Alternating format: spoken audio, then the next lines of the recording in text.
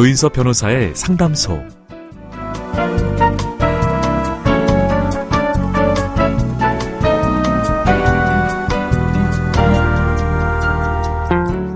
따뜻한 차 한 잔이 생각나는 계절이죠. 유독 추위를 많이 타는 사람에게는 인삼차가 좋고요. 목이 컬컬할 땐 도라지 차가 좋다고 합니다.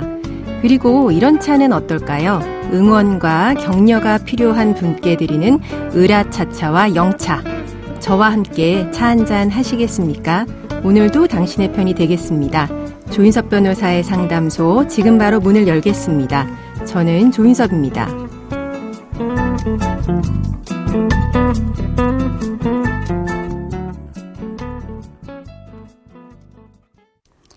당신을 위한 로하우스 조담소 박세영 변호사와 함께합니다. 안녕하세요.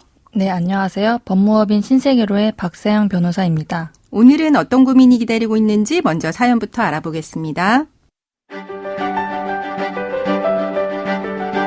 저는 전라도의 한 섬에서 카페를 운영하고 있고요. 그녀는 그 근처에서 회사를 다니고 있습니다. 우리는 사장과 손님으로 친하게 지내다가 연애를 했는데요. 시간이 지날수록 안 맞는 부분이 많았습니다. 특히 생활 방식이 달랐는데요. 그녀는 술을 좋아하고 잘 노는 반면 저는 술, 담배를 하지 않고 집에 있길 좋아했습니다. 결국 저와 그녀는 3년간 교제하다가 헤어졌습니다. 하지만 몇 년이 지나자 그녀의 안 좋았던 점은 잊어버리게 됐습니다. 게다가 섬이라는 작은 공간에서 자주 마주치다 보니 감정이 생기더라고요. 우리는 자연스럽게 다시 만났고 얼마 못 가서 예전과 같은 이유로 헤어졌습니다. 그로부터 한 달 뒤 그녀로부터 저의 아이를 임신했다는 연락을 받았습니다. 저는 그녀와 다시 만날 생각이 전혀 없었지만 아이에 대한 책임감으로 출산이 임박해서 결혼하기로 했고요. 혼인신고도 마쳤습니다. 아이가 있으니 분명히 우리 사이는 달라질 거라고 믿었죠.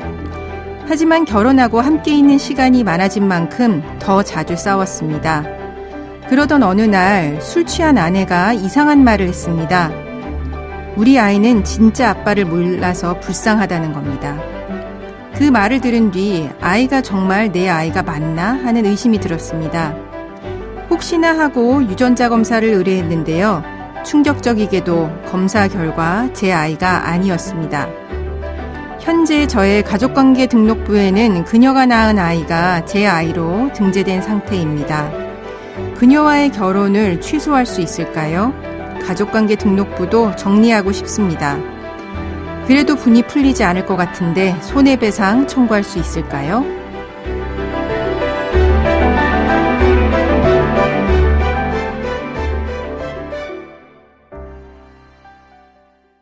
네, 내 아이인 줄 알았는데 내 아이가 아니었다라고 하는 사연이 나왔는데요.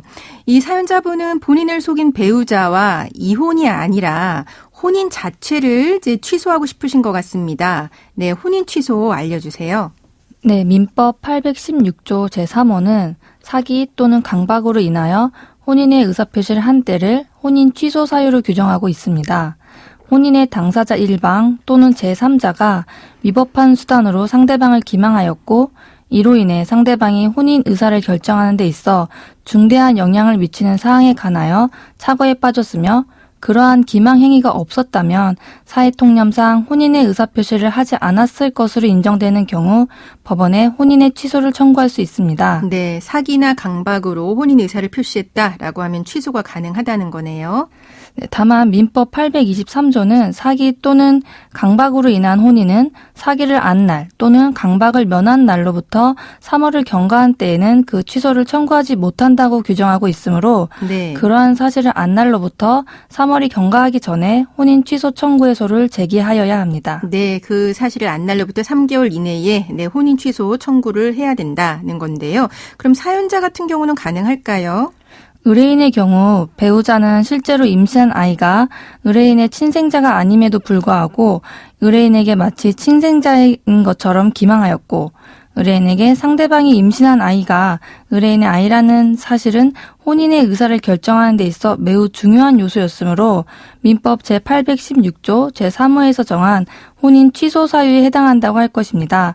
그래서 위와 같은 사실을 알게 된 날로부터 3개월 내에 혼인 취소 청구의 소를 제기할 수 있을 것 같습니다. 네, 그럼 만약에 혼인이 취소가 된다라고 하면 사연자분이 상대방에게 손해배상, 위자료 청구도 가능하겠죠?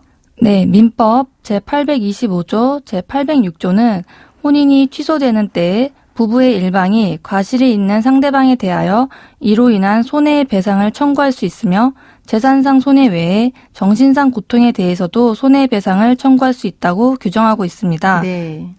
법원은 정신적 고통에 대한 위자료 액수 산정에 관하여 당사자들의 나이, 직업, 재산 정도, 혼인에 이르게 된 경위, 혼인 이후의 사정 등을 종합해서 고려해서 판단하고 있습니다. 네. 다만 재산상 손해에 대해서 일반적으로 결혼식 비용, 예물, 예단 비용, 혼인 기간 동안 사용한 생활비 등이 당연히 포함되어야 한다고 생각하실 수 있습니다. 그러나 민법 제824조에 따라 혼인 취소의 효력은 소급하지 않으므로 과거 혼인 생활은 그대로 유효한 것으로 볼 수밖에 없습니다.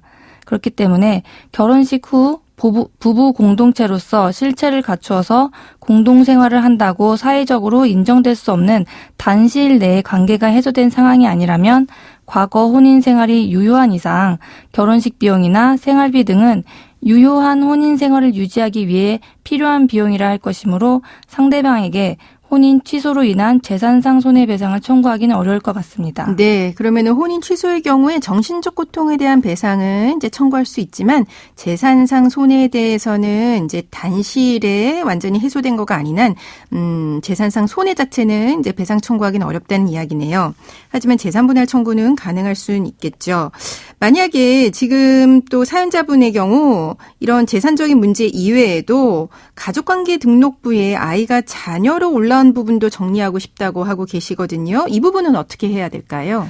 사연자의 경우 상대방이 혼인 전에 임신을 하여 친생자로 추정받지 않으며 실제로 친생자 관계가 존재하지 않는다는 사실이 확인되었으므로 민법 제865조에 따라 친생자 관계 부존재 확인의 청구를 할 수 있을 것 같습니다. 네.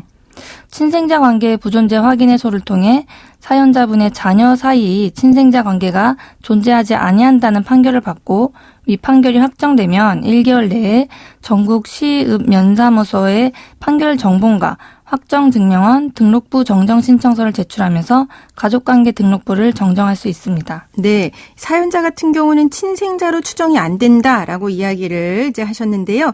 만약에 친생자로 추정이 되는 상황이라고 하면 이게 좀 달라질까요? 네, 민법 제844조는 혼인 중에 임신한 자녀, 혼인이 성립한 날로부터 200일 후에 출생한 자녀, 혼인관계 종료된 날로부터 300일 이내에 출생한 자녀는 혼인 중에 임신한 것으로 추정하고 있습니다. 네. 네, 이러한 경우에는 친생자로 추정되기 때문에 친생자 관계 부존재 확인의소가 아니라 민법 제847조에 따른 친생 부인의소를 제기하여야 합니다. 네. 그리고 만약에 상대방이 아이의 친아빠와 연락을 주고받고 있는 상황이었다라고 하면은 이런 경우에는 네, 사연자분이 아이의 친아빠를 상대로 손해배상 청구하는 거는 가능할까요? 네, 만약에 친부와 함께 사연자분을 기망하였다면은 배우자뿐만 아니라 친부에 대해서도 손해배상을 청구할 수 있을 것으로 보입니다. 네. 나아가 사연자분이 지금까지 자녀 양육을 위해 그동안 지출한 비용에 대해서도 부당이득을 반환을 청구하는 방법도 한번 검토해 보시면 좋을 것 같습니다. 네, 지금까지 그럼 상담 내용을 정리해 드리자면 사연자분은 아이가 사연자분의 친자녀가 아닌데도 친자녀인 것으로 알고 결혼을 하셨기 때문에 혼인 취소가 가능하고요. 다만 이러한 혼인 취소는 사연자분이 이 사실을 알게 된 날로부터 3개월 이내에 소송을 제기하셔야 된다라고 정리해 드렸습니다. 그리고 이런 혼인 취소의 경우에는 정신적 고통에 대한 손해배상 청구할 수 있는데요. 다만 이제 재산적 손해 같은 경우는 결혼식 비용이나 생활비 이런 부분은 아주 단기간에 끝난 거가 아닌 한 청구할 수는 없고요. 게다가 이제 아이가 이제 본인의 친자로 등록돼 있는 부분의 경우에는 가족관계 등록부와 관련해서 친자관계 부존재 확인의소 또는 친생 부인의 소를 통해서 정리 가능하다고 말씀드렸습니다. 지금까지 박세영 변호사와 함께했습니다. 네, 감사합니다.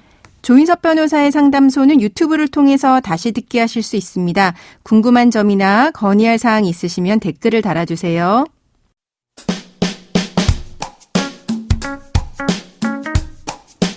알아두면 쓸데있는 법률 이야기 알쓸법 시간입니다.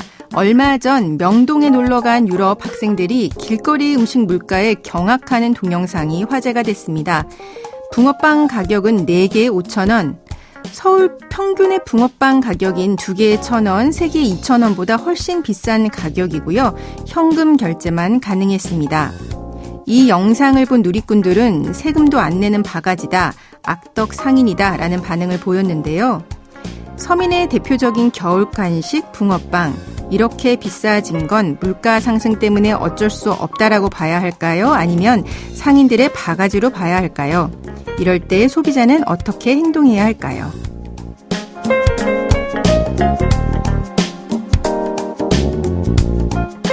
얼마 전 광장시장에서의 바가지 요금이 논란이 됐는데요. 이번에는 명동의 붕어빵 가격이 도마 위에 올랐습니다.